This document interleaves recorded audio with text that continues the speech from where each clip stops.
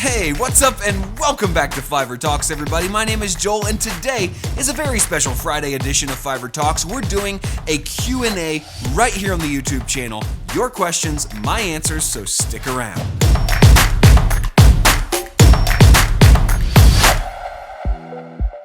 That's right, this is Fiverr Talks, the only channel devoted to all things Fiverr and all things you, helping you be a better seller every single week. My name is Joel Young, a top-rated seller and one of Fiverr's top earners of all time. Been here since 2013 on the platform, and every single week I share videos just like this to help you become a better Fiverr seller. So if you're interested in that and you're new to the channel, then consider subscribing. All right, we're not going to waste any time. I've got a lot of questions to get to today, but I just want to say up front that this is not something I normally post on the YouTube channel. This is typically something that's just for Patreon insiders, yet it's something I want you to get to see every now and then so you know what we're doing over on Patreon with the exclusive insider community. It's a lot of fun. They ask questions, I answer them. It's very practical, and I hope it's very helpful. So let's get right to question number one. Can we share links outside of Fiverr? I have extensive samples of my work outside of Fiverr in my Google Drive, and frequently buyers ask to see more samples than the one showing in my gig. Can I share the link to my Google Drive? Well, that is indeed a common question. A lot of people have buyers who want to see additional work or maybe specific work that's not listed in the live portfolio, something that you have on demand, ready to go, and ready to share. And certainly there is nothing wrong with sharing a Google Drive link, a Dropbox link of additional portfolio samples. In fact, I would encourage you to have a quick response written up, ready to share these links whenever asked, or maybe even before someone asks. If somebody's kind of kicking the tires, asking questions about your service, hey, what do you do? Could you do this for me? Shoot the samples over to them. Say, hey, here's some additional samples. Maybe it's some of your best work. I mean, it should be. And say, hey, this is just a little something I've put together. It's some of my best work. Take a look at it. Let me know if there's anything that interests you in there and if you're ready to get started.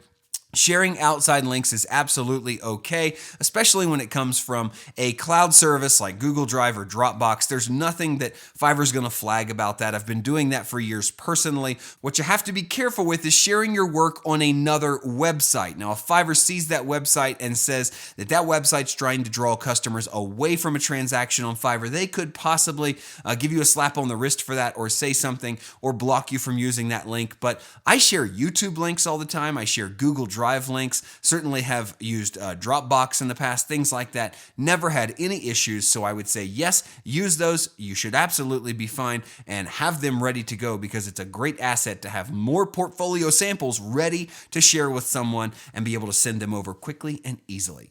All right, let's go right on to the next question.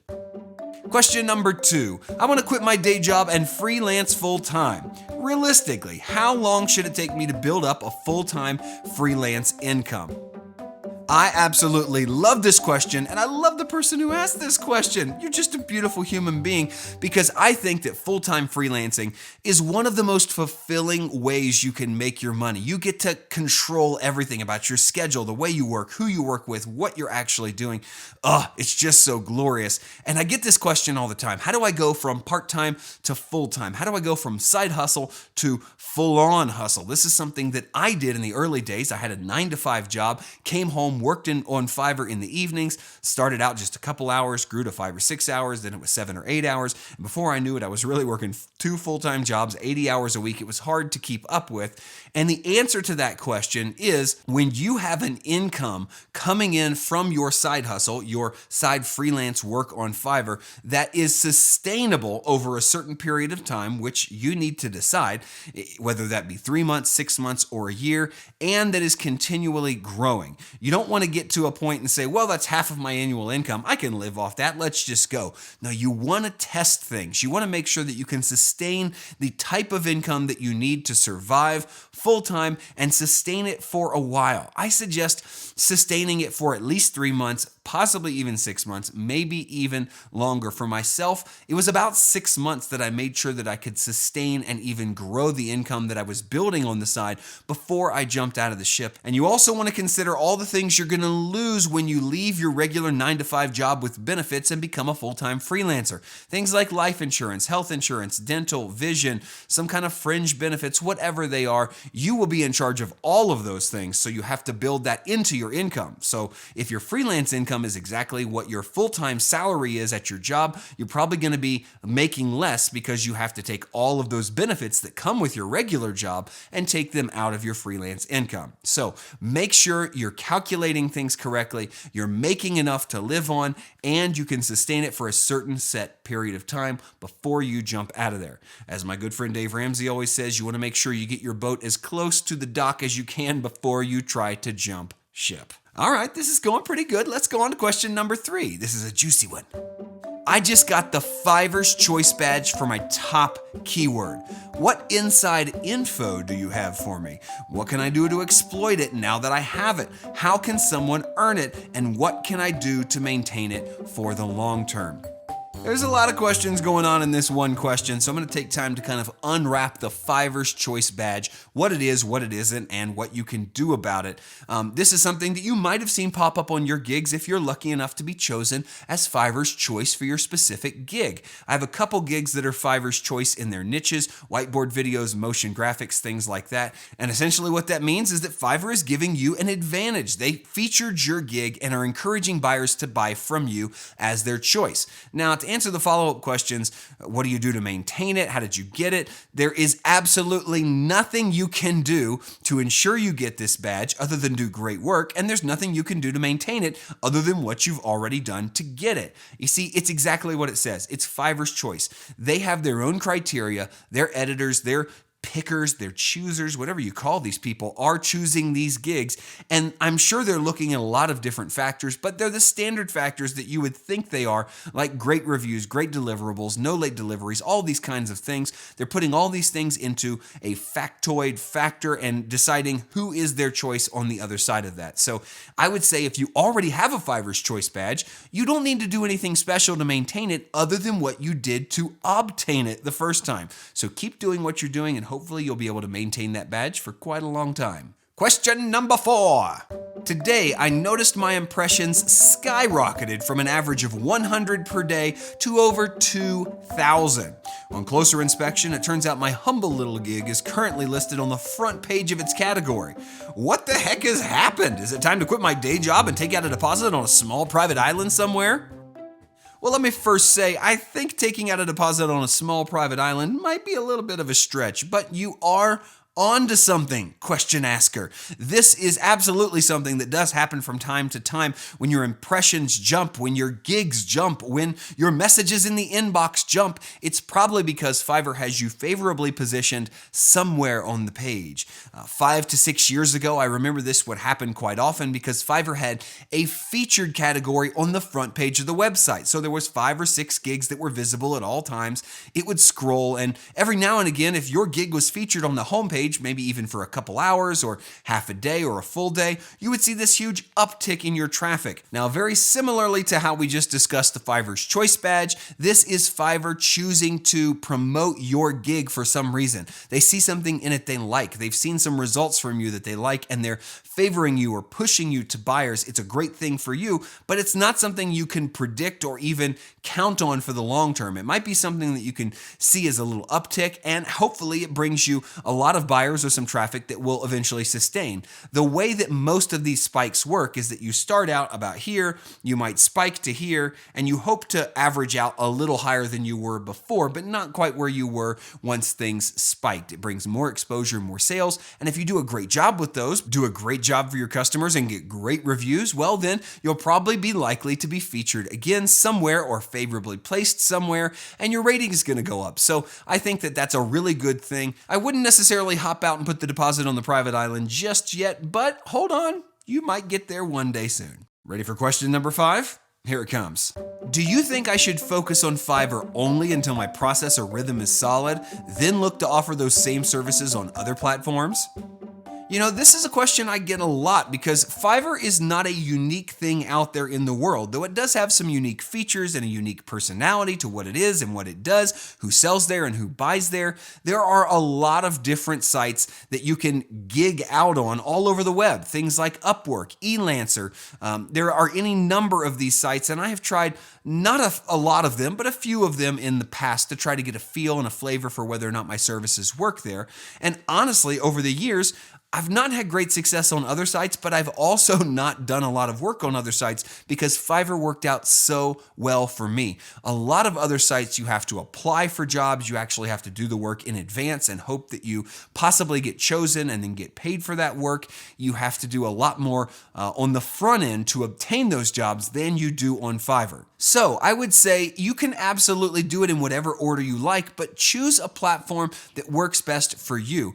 For people like me that sell voiceovers and animations and marketing materials, I don't think there's a better platform than Fiverr. You have to ask yourself, for my service, what's the best platform? And if it's not Fiverr, maybe start somewhere else and build up your services there where it's better suited, and then work your way to Fiverr later where you can capitalize on the market and the platform itself. I don't believe Fiverr is one size fits all. I don't believe it's going to bring instant success to anybody who touches it, but I believe it's great for creative services and very specific people out there selling online. And there's possibilities that there might be other platforms that work better for you. You just have to figure out what platform serves your services better. And for me, I think the creative niche, it is Fiverr. That is the best platform. It's great because you don't have to do work up front. You put your work out there. People choose you because you've done great work. You have a great reputation, whatever they're basing that off of, but they pay and they're ready to go before you do any work. And then that way you're guaranteed to get paid when you actually get to work and do something. So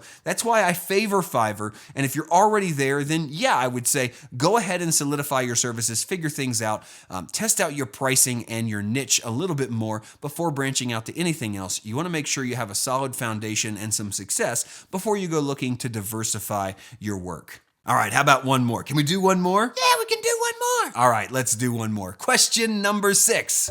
I know you started off doing voice and video work with nothing more than your old equipment and some experience in public speaking, but did you at any point seek formal training to improve your skills? Would you recommend it?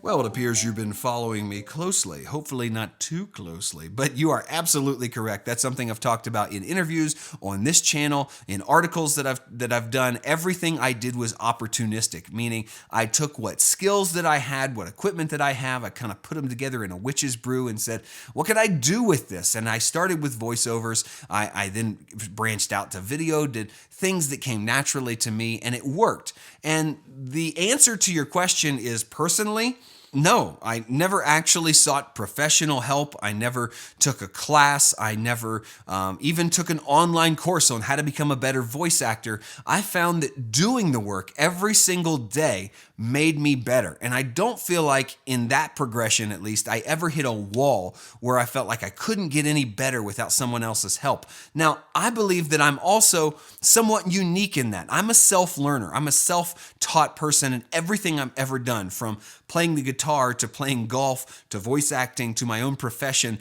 I just don't learn from others well. Yet I'm also a person who loves to learn. So while I've never taken a voice acting class or an animation class to teach me how to do what I'm actually doing today, I've learned through experience. I have read thousands of business books. I've listened to thousands of podcasts on how to become a better business owner. I read 36 books last year. I'm hoping to read 50 books this year. So I just dig in to learn from whoever I can. But I find that when it comes to my actual work, the things that I'm doing day in and day out, the best teacher is experience. And I know that that's different for everybody.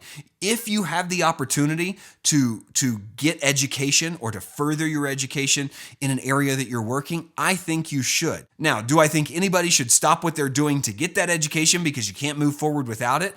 Absolutely not. That's why we have a student loan crisis here in America, because everybody believes they need a college degree before they can do anything. It's just not true. You can get out there and do something, learn on the job if you have a base level of skills, and get better every single day if your attitude and your mindset is to continually improve and to continually get better. So I believe I'm a little bit of an anomaly, but I do believe in education. I think it's a great thing, and I'm continually going after education. Not opposed to taking voice acting lessons, and I probably should sometime in the future.